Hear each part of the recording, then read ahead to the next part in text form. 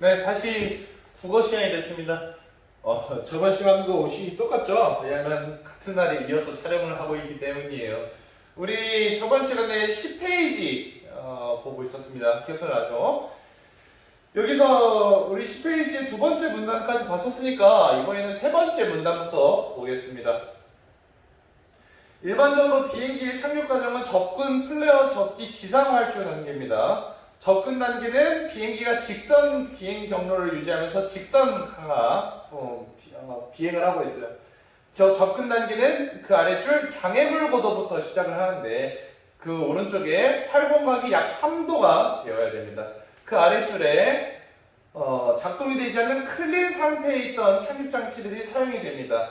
그 아래줄 보면은 받은 각을 키워서 양력을 높이는 착륙 장치인 플랩을 사용합니다. 그러면 활공각을 조절할 수 있어요. 자, 접근 과정에서 활공각이 너무 작으면은 시야가 좁아져서 접지 지점 정확하게 판단할 수 없고, 그 다음에 그 속력이 줄어드는 과정에서 양력이 급격하게 사라져서 추락할 수 있으니까요. 양력을 높게 유지해야 된대요. 그 반대로는 활공각이 너무 커도 안 된다는 것을 알려주고 있죠. 이렇게 접근 단계까지 있습니다. 그 다음에 플레어 단계. 플레어 단계는 그 착륙 접근의 최종 단계부터 시작해서 활주로면과 이렇게 평평하게 비행 자세를 갖기 위한 곡선 경로 구간이라고 합니다. 아까부터 곡선, 직선, 곡선 많이 나오네요. 장애물 고도에서 시작한 직선 강화 구간과 플레어 구간인 곡선 강화 구간을 합해서 공중 착륙거리라고 한다. 비행기가 플레어 단계에 진입하면요, 조종사는 조종관을 당겨서 비행기 앞부분을 살짝 들어서 이번에 몇 도? 1에서 3도. 살짝 들어서 1에서 3도. 그런데 접지 직전에는 여기 주목하세요. 접지 직전에는 직전에는 조종관을 당기면 안 돼. 왜냐하면 직전에 당기면은 비행기 앞쪽이 더 강화해서 더 낮은 고도에서 들어가게 된다. 접지 직전에 조종관을 당기면 앞쪽이 더 내려가. 앞쪽이 더 내려가면서 고도가 더 빨리 줄어든다. 그래서 예상보다 더 낮은 지점에서 착륙해야 된다. 그러니까 당기면은 오히려 높아질 줄 알았는데 더 내려가게 되는 거죠. 이거 가지고 문제나 풀어가겠습니다. 11번 문제입니다. 미끄를 바탕으로 비행기의 착륙 과정에 대해서 이해하라고 합니다. 답이 2번이에요. 플레어 단계. 방금 읽고 있었던 거예요.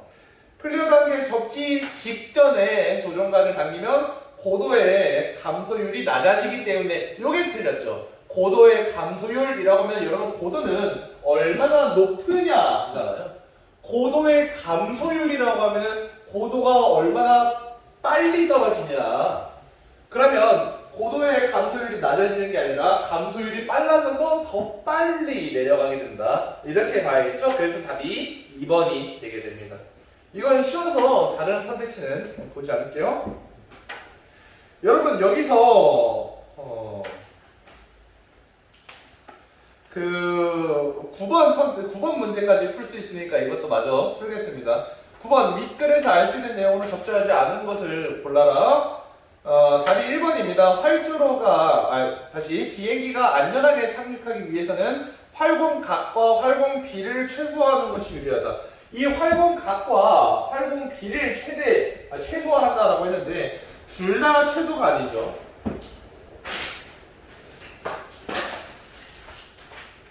활공각은 최소고 그런데 활공비는 최대로 해야 되니까 이건 틀린 선택지가 되겠습니다. 나머지도 너무 쉬운 내용이니까 읽어보고요. 나머지 선택지들도 쉬운 겁니다. 여러분 이 비행기 지문에서요. 선생님이 지문 난이도를 조정하기 위해서 글의 일부분을 잘라낼 수 있습니다. 그런데 저번 지문에서는 여기를 잘랐어 라고 선생님이 직접적으로 알려줬죠. 그런데 여기서는 어떤 부분을 미기쌤이 잘랐어 라고 직접 알려주지 않을 겁니다. 그러니까 여러분들이 잘 파악해 보고요. 그 다음에 시험지 분량 관계상 여기 있는 그림을 제공하지 않게 됩니다. 그림 제공 안 하니까 요거에 대한 내용은 여러분이 어느 정도 외워오기 바랍니다. 알겠죠? 그러면 이 다음에는 바로 그 롤스의 정의에 대한 이론 선생님이 영상 찍고 그 영상 이어붙여서 여러분들한테 하나의 동영상으로 보이게 하겠습니다. 조금 이따가 다시 봐요.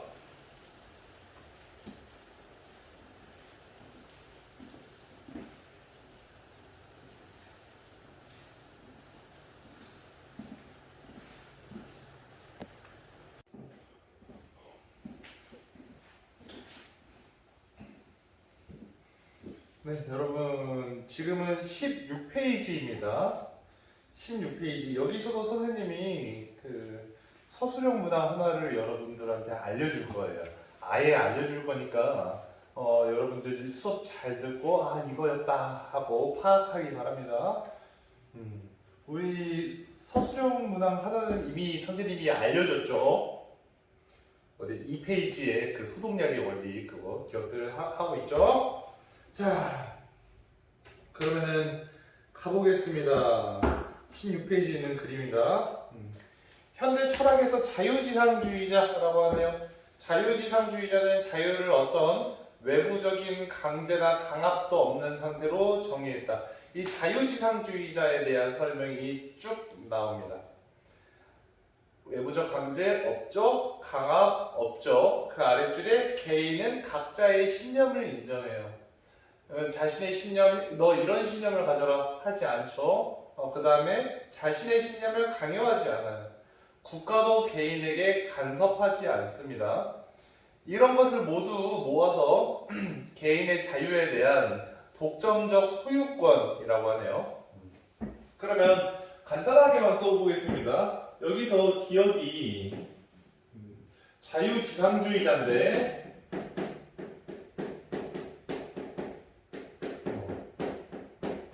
자유지상주의자는 개인의 자유에 대한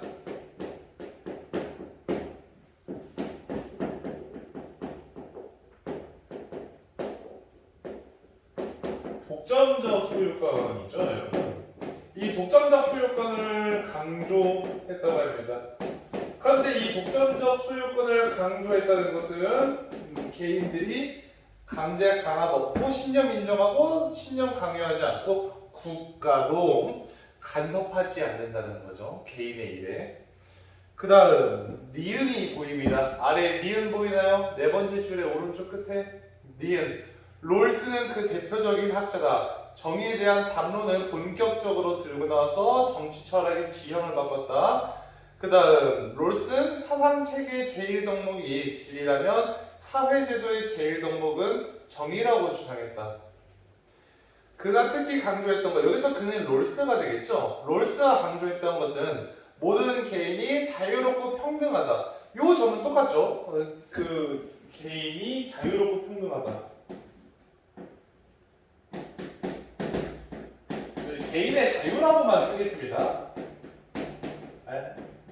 자유와 평등이라고 쓰자.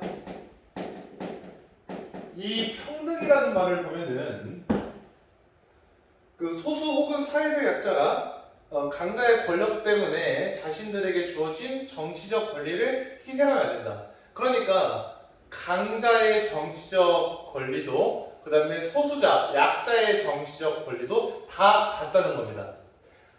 어느 한편을 위해서 다른 한편을 희생하면 안 된다는 거죠. 그 다음 가겠습니다. 어떤 제도가 아무리 효율적이라도 그것이 정의에 부합하지 않으면 개혁되거나 폐기되어야 한다고 주장했다. 그런데 여기서 정의에 부합, 어떤 제도, 법과 제도가 정의에 부합이라는 말이 나오는데 그러면 이 정의에 부합한다라는 게 무슨 뜻일까요? 이게 무슨 뜻일까? 이것에 대한 설명이 쭉 이제 나옵니다. 그리고 자, 보겠습니다. A 부분이에요. 롤스는 정의의 핵심이 절차적 공정성에 있다고 봤습니다. 이 정의에 부합한다는 것은 절차적 공정성이죠. 이 절차적 공정성이 뭐냐? 그 뒤에서 바로 설명이 나오는데요. 사회 구성원들이 법과 제도의 토대가 되는 사회 운영 원리를 합의하는 원초적 상황을 가정한다. 자, 절차적 공정성을 이야기하기 위해서는 원초적 상황을 이야기할 수밖에 없습니다. 원초적 상황. 여러분, 이 원초적 상황에 대한 설명을 봅시다. 원초적 상황에서는 무엇이 있어요? 무지의 장막이라는 게 있습니다. 무지의 장막. 그래서 이 무지의 장막이 있어서 이 무지의 장막 안에서는요, 특수한 정보 차단 장치가 있는 거니까, 무지의 장막이 특수한 정보 차단 장치니까 이 장치 때문에 자신들이 어떤 집이나 어떤 선호를 가지고 있는지 모르게 된다고 합니다. 여기서는 여러분 어떤 일이 일어나? 자신의 집이, 자신의 사회적 집이 몰라요. 또 모르는 거 뭐 있어? 선호? 몰라요. 자신의 사회적 집이나 선호를 모른다. 모르기 때문에 어떤 일이 일어날까요? 계속 읽어보겠습니다. 그래서 자신이 최악의 상황에 빠질 수 있으면 고려하게 된다. 그러니까 이 무지의 장막 안에서는 내가 밖에서 무슨 일을 하고 다니던 사람이었지? 내가 밖에서 뭘 좋아하던 사람이었지? 모르는 겁니다. 그러니까 나도 밖에서 내가 뭐 하던 사람인지 모르고 나도 밖에서 내가 뭐 하던 사람인지 모르니까 법과 제도를 합의하게 될 때는 서로 그래 누구한테 딱 좋은 그런 법을 만들지 말고 가장 최악의 상황을 가정한 다음에 그 최악의 상황에서도 먹힐 수 있는 그런 법과 제도를 만들게 된다는 거죠. 계속해서 읽어보겠습니다.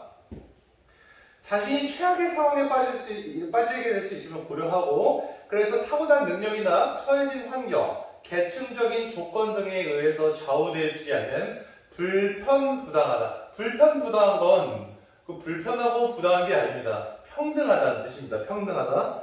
평등한 정의의 원칙을 마련하게 돼. 이렇게 이걸 모르기 때문에 당연하게도 최악의 상황을 고려하게 돼.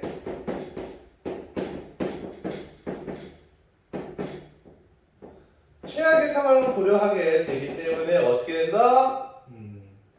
평등한 정의의 원칙을 만들 수 있다는 거죠.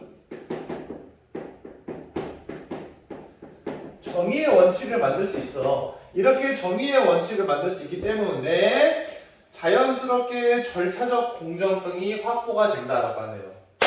그러면 절차적 공정성이라는 것은 결국 모두에게 평등한 가장 최악의 상황에 있는 사람한테도 평등해 라고 느낄 수 있는 그런 법이 바로 그런 법을 만들어내는 과정이 바로 절차적 공정성이라는 겁니다. 이제 아래에서부터 설명을 하자면 무지의 장막 때문에 최악의 상황을 고려하게 되고요. 그런 것을 고려하는 상황이 그 상황이 바로 원초적 상황이고요. 이렇게 원초적 상황에서 만들어내는 법은요, 절차적 공정성을 가지고 있는 법입니다. 그렇기 때문에 절차적 공정성이 있는 법과 제도니까 정의에 부합한다. 그래서 이렇게 되니까 정의에 부합하게 되는 거죠. 아시겠습니까?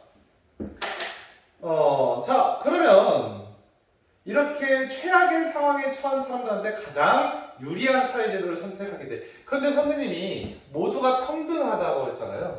근데 모두가 평등한 것은요, 정말 말 그대로 모두가 같은 혜택이다가 아닙니다. 여기서 뭐라고 했습니까? 가장 최악의 상황에 처한 사람들한테 가장 유리한 사회제도라고 했죠. 그러니까 여러분 보세요. 마이너스 3의 상황에 처한 사람, 마이너스 0의 상황에 처한 사람, 그 다음에 3의 상황에 처한 사람이라고 해봅시다. 이 사람한테 어떤 법과 제도를 준다고 해봅시다. 이 사람들한테 모두 2씩 주기로 해보겠습니다. 그러면 이 법과 제도를 시행하고 난 이후에도 여러분 어떻게 됩니까? 가장 최악의 상황이라는 것은 달라지지 않죠. 그러니까 이러한 상황에서는 이 사람들이 이 가장 최악의 상황을 좀 면해주게 하기 위해서 가장 최악의 상황에 빠져 있는 사람들한테는 제일 유리한 법과 제도를 주게끔 하는 것, 그런 것이 바로 롤스가 말한 평등이 됩니다. 평등과 정의가 됩니다. 자, 그러면 A를 읽어봤으니까 A에 대한 문제를 풀어볼까요? 15번 문제 보겠습니다. A를 바탕으로 보기에 질문에 답해봐라. 자, 보기 읽어볼게요. 교실에 30명의 학생이 앉아있다. 이 중에 복도에 앉아있는 학생은 이렇게 말하고 창가 쪽에 있는 학생은 이렇게 말해요.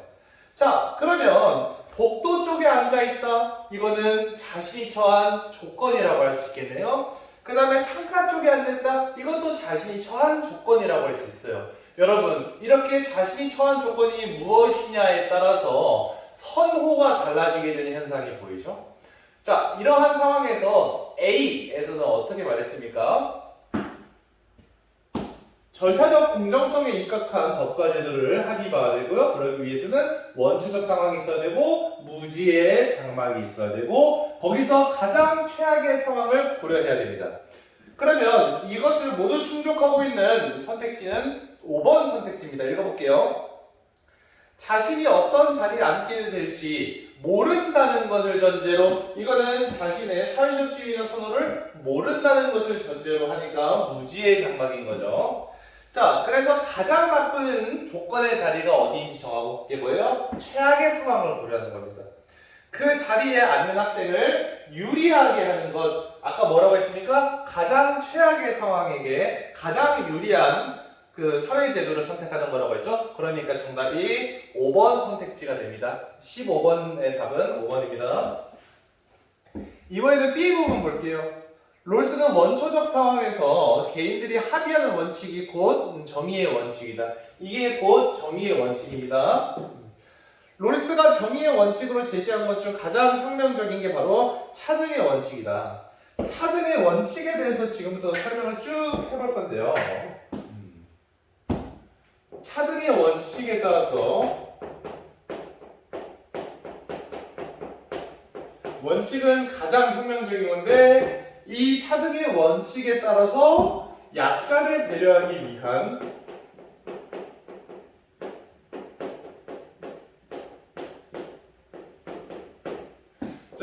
약자를 배려하기 위한 불평등은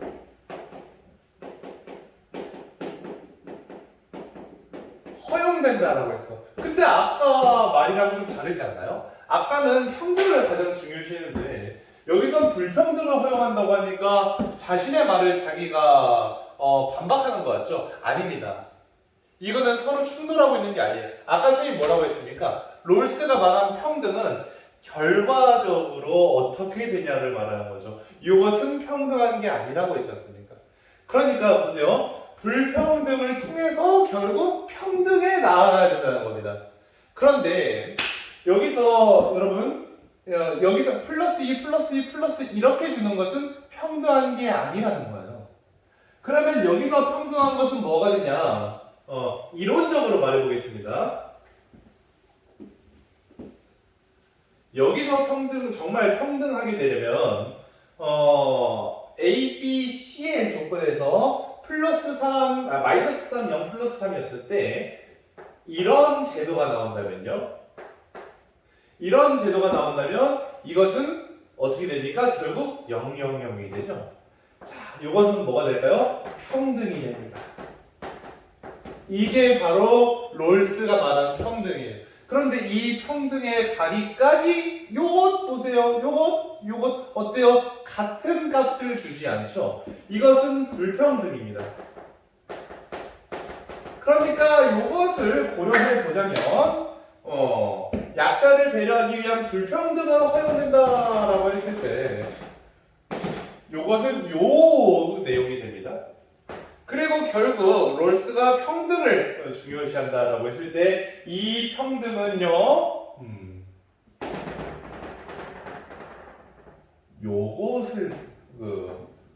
요것을 말하는 게 되는 거죠. 어떤 개념인지 알겠습니까? 과정이 있고 결과가 있는 겁니다. 자, 그래서 그 뒤에 읽어볼게요. 이러한 발상이 구체화된 게 바로 무엇이다? 바로 맥시민 원리다. 효율성의 원칙에 따라서 사회적 자원이 불평등하게 분배되는 상황입니다. 이 상황에서 최소의 몫을 가져가는 사람이 최소 수혜자. 이 차등의 원칙에 따라서 여러분 맥시민 원리가 있는데 맥시민 원리가 있는데 이 맥시민 원리는 바로 최소 수혜자.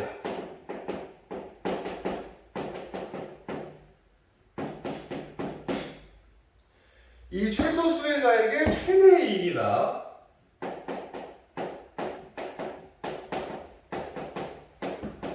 또는 최우선 순위를 주는 거예요.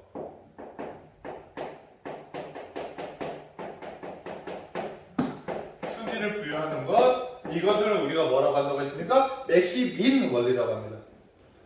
자, 그러면 맥시맥스 원리가 있는데 맥시맥스 원리는 최대 수혜자한테 최대 이익을 최우선 순위를 주는 겁니다. 그런데 여기서 맥시민 원리를 왜 하냐? 약자를 배려하기 위한 겁니다. 여러분 맥시민 원리를 왜 한다고? 약자를 배려하기 위함이다. 약자를 배려하기 위한 것은 약자를 끌어올린다는 게 되는 거죠. 그러면 우리 이걸 가지고 B 읽은 거 가지고 문제 풀어가겠습니다. 16번 문제입니다. B를 읽은 학생이 보기 1 읽고 보기 2와 같이 메모했습니다. 가에서 다에 들어가면 적절하고 보기 1 각국에서 계층 1, 2, 3이 있어요. 1, 2, 3에서 이 사람들의 비율이 3분의 1이고 효율성의 원칙에 따라서 자원을 배분할 때 계층 1, 2, 3에 해당하는 사람들의 몫은 3, 8, 14다. 계층 1, 2, 3이 3, 8, 14입니다. 계층 1, 그 다음에 계층 2가 있고요. 그 다음에 계층 3이 있습니다. 계층 1이 있고 계층 2가 있고 계층 3이 있을 때 이것은 각각 3, 그 다음에 8, 그 다음에 14라고 했어요. 여러분 이 상황은 어떤 상황이냐면 효율성의 원칙에 따라서 자원이 분배되고 있는 상황, 배분되고 있는 상황입니다. 그러면 효율성의 원칙에 따라서 자본이 배분되고 있으니까 사회적 자원이 불평등하게 분배되고 있는 상황인 거죠.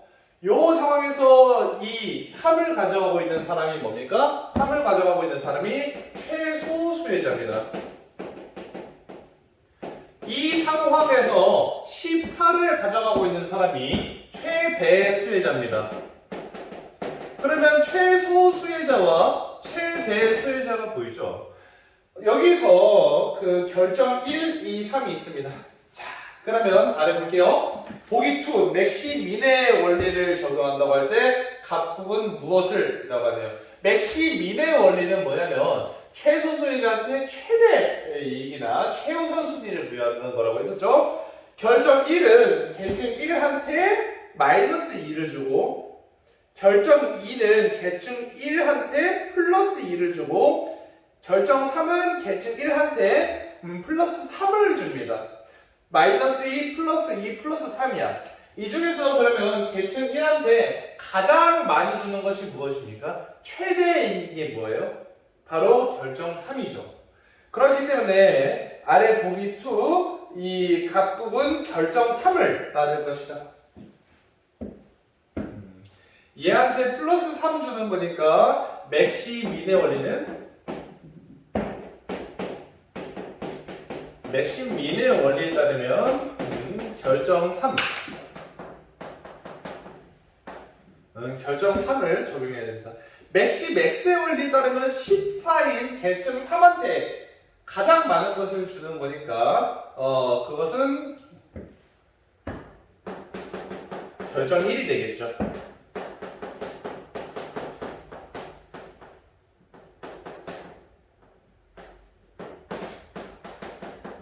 여기까지 이해했죠? 그 다음 만일 각국이 결정 1을 따른다면 그것은 무슨 뜻이야? 만일 각국이 맥시맥스의 원리를 따른다면 이란 말이지. 각국이 맥시맥스의 원리를 따른다면 계층 간 경제적 불평등은요 어떻게 될 것이다? 커질 것이다죠. 이것을 따르면 여러분 이것을 따르면 약자 배려를 안 해요. 강자한테 혜택을 주는 겁니다. 강자한테 혜택을 주니까 불평등이 커지죠. 맥시민의 원리는요 약자를 배려하는 거죠. 약자를 배려하는 거다 보니까 불평등이 작아집니다.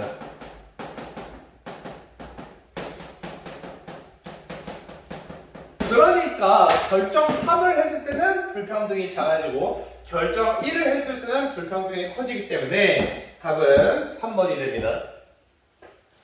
자, 이렇게 우리 두 가지 문제를 풀었습니다. 마지막 볼게요. 마지막 문단. 자, B아래입니다. 다시 16페이지로 넘어보세요. 롤스는 개인의 정치적이고 법적인 권리는 독점적이고 배타적인 권리로서 이런 권리에 개입하는 것을 허용할 수 없다. 자, 그 다음에 개인의 종교적, 정치적 신념, 무지의 장막에 있으니까 몰라. 그래야 정의의 원칙을 마련할 수 있다. 그러니까 롤스는 개인한테 개입하면 안 된다라고 합니다. 이러니까 13번 문제의 답이 나옵니다. 13번 문제, 밑글을 바탕으로 했을 때 기역과 니은이라고 했을 때 여기서 개인한테 개입하지 말라는 내용이 마지막에 추가가 되니까 요거랑 요거를 가지고 읽어보면 기업과 니은이 모두 긍정할 수 있는 내용은 3번이죠. 국가는 개인의 법적 문제에 개입하지 않습니다. 국가가 됐든 누가 됐든이요. 그래서 개입하지 않고요. 해당 권리를 제한하면 안 된다라는 말이 됩니다. 자, 그래서 13번의 답은 3번으로 해봤어요. 여기서 한 줄만 내려가겠습니다. 정의에 대한 롤스의 단문에 대해 드워킨이라는 사람이 나왔는데 드워킨은 모든 개인이 동등하게 대우받을 권리가 있다는 입장에서 국가가 모든 구성원들이 자유와 평등을 누릴 수 있도록 관심을 기울여야 한다는 롤스의 견해에 공감을 표현했다. 드워킨은 이렇게 같은 입장입니다. 이 점에서 14번 문제도 풀어볼 수 있는데요. 14번은 여기 내용일치 문제고 적절하지 않은 걸 찾는 문제입니다. 14번의 답은 3번인데요. 드워킨에 따르면 소수자의 권리를 보호해야 한다는 주장은 모든 개인의 권리를 동등하게 보지 않는다는 점에서 정당성을 가지 못한 것이 아닙니다. 이거 왜 아니냐면 드워킨은 모든 개인의 권리를 동등하게 봐야 한다는 입장에서 그러한 입장에서 공감을 표하는 게 되는 거죠. 그렇기 때문에 윗글의 내용을 반대로 써놓은 것이라서 틀린 말이 됩니다. 자, 그러니까 13번의 답이 3번이고 나머지 1, 2, 4, 5는 모두 글에 있는 거랑 일치하는 내용이니까 적절한 게 되겠죠. 여러분들이 직접 찾아보기 바랍니다. 자, 여기까지 선생님이 강의 2개의 강의를 통해서 3개의 글을 강의해 보았습니다. 어땠나요?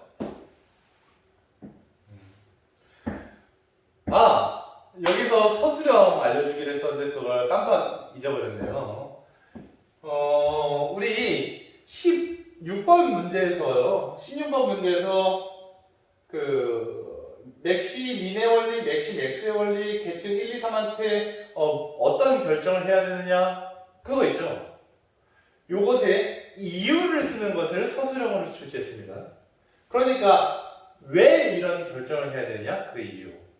그리고 어떤 것을 선택하면 불평등이 커진다 또는 불평등이 작아진다라고 했을 때 그 이유 그거를 쓰는 것이 서술형 문항입니다. 해볼 수 있죠?